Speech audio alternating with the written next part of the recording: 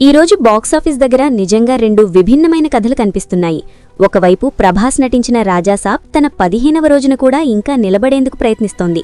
మరోవైపు మెగాస్టార్ చిరంజీవి నటించిన మన శంకరవరప్రసాద్ గారు 13వ రోజున కూడా అదే జోరుతో దూసుకుపోతూ ఇండస్ట్రీని షేక్ చేస్తోంది. ఈ రెండు సినిమాల జర్నీ చూస్తే కంటెంట్ పవర్ అంటే ఏమిటో, స్టార్ పవర్ ఎంతవరకు మాత్రమే పనిచేస్తుందా స్పష్టంగా అర్థమవుతుంది. రాజాసాబ్ మొదటి వారం భారీ ఓపెనింగ్స్తో దూసుకెళ్లింది.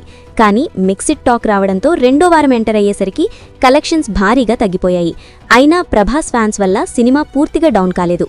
15వ రోజు కూడా రాజాసాబ్ ప్రపంచవ్యాప్తంగా సుమారు 5 నుంచి 6 కోట్ల గ్రాస్ రేంజ్లో వసూలు చేసినట్టు ట్రేడ్ అంచనా.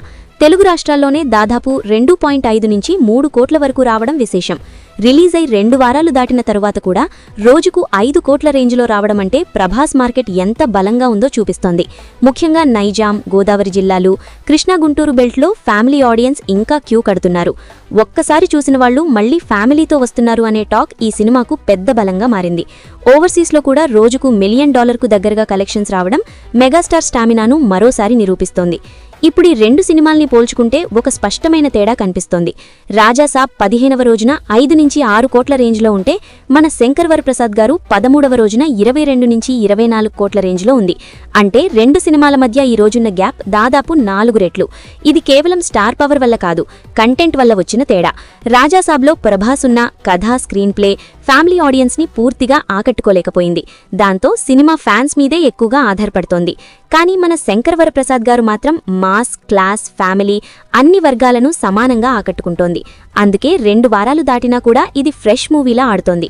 రాజాసాబ్ విషయంలో ఇప్పుడున్న ప్రధాన ప్రశ్న ఏమిటంటే ఇంకా ఎంత దూరం వెళ్లగలదు? వీకెండ్స్లో కొంచెం జంప్ వస్తోంది, కానీ వర్కింగ్ డేస్లో మళ్లీ డ్రాప్ అవుతోంది. ఫైనల్ రన్లో ఇది గౌరవప్రదమైన టోటల్ను అందుకోవచ్చు, కానీ ఇండస్ట్రీ రికార్డ్స్ దిశగా మాత్రం వెళ్లే అవకాశం కనిపించడం లేదు. మరోవైపు మన శంకరవరప్రసాద్ గారు మాత్రం ఇంకా తన పీక్ ఫేజ్లోనే ఉంది. రెండో వారం పూస్తైనా రోజుకు 20 కోట్లకు పైగా రావడమంటే ఇది లాంగ్ రన్లో మరిన్ని భారీ మైలురాళ్లను అందుకోవడం ఖాయమనే సంకేతం.